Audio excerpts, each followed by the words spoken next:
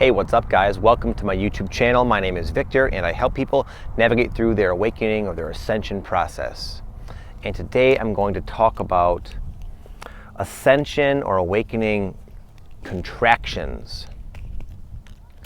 Dark nights of the soul. The dark night of the soul is not one awful night, as many of you now know. It's a euphemism that describes the experience where the awakening one allows themselves to slip into their own unconsciousness and their own ego, which is temporarily magnified, essentially severing them off from their connection to their true self, which is just a very grueling and gut-wrenching and depressing and challenging experience. So people call it the dark night of the soul.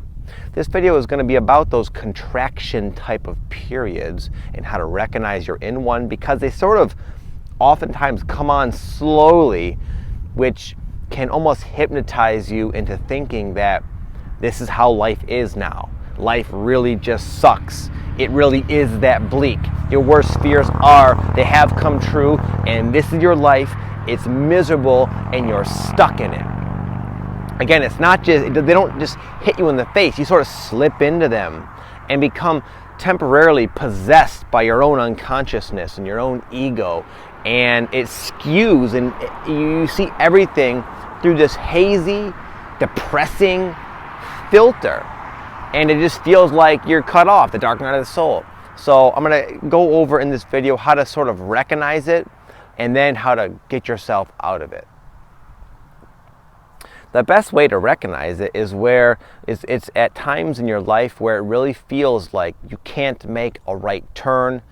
You can't do anything right. Everything is just sort of going really wrong for you. You might do something and there could be a wide range of possible outcomes, and it just so happens that the outcome you get is the worst imaginable outcome, and you might have that sort of situation over and over and over again in a very short succession of time. Accompanying this are the emotions, the bluesy, depressing, melancholy emotions. Every little thing just sets you off into a negative spiral of doubt and depression, and oh God, life sucks. Nothing's ever going to work for me. And again, you can't access your faith or optimism. You're just lost in this. That's how you recognize it, when life seems to really suck really bad.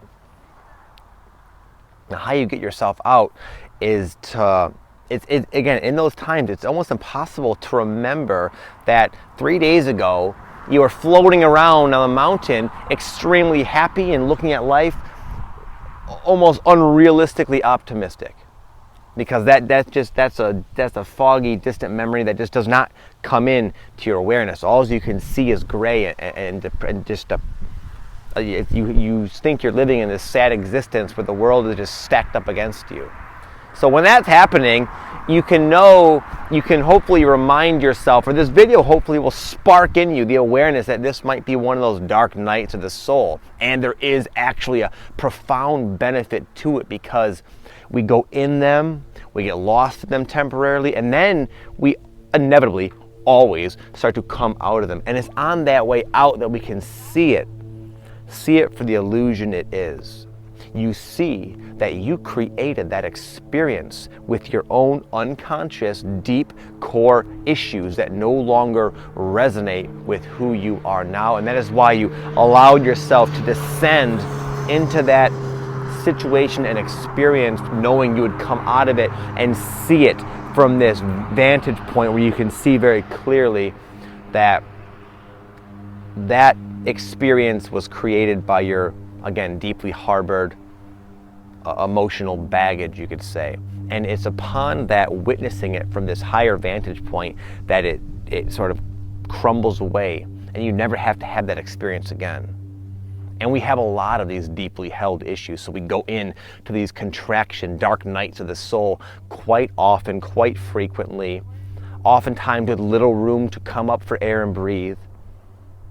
But that's what they are, and that's the purpose they serve. And again, the way to come out of it, I haven't really gotten into it. The way to come out of it, it sort of happens naturally. It just kind of suck it up and allow the experience to unfold the way it needs to. Sometimes you need to have a few failures to let you know that this is not working, and it'll guide you to another way of doing things. Similar, this can be said about even ways of looking at things, not necessarily tangible goals you have that fail. It could be just a way of looking at something. You'll see it over and over again that it creates this same experience and response, and you need to do that a few times before you can say, okay, this isn't working, and then you kind of let go, and then that's when you sort of start to kind of float out of it.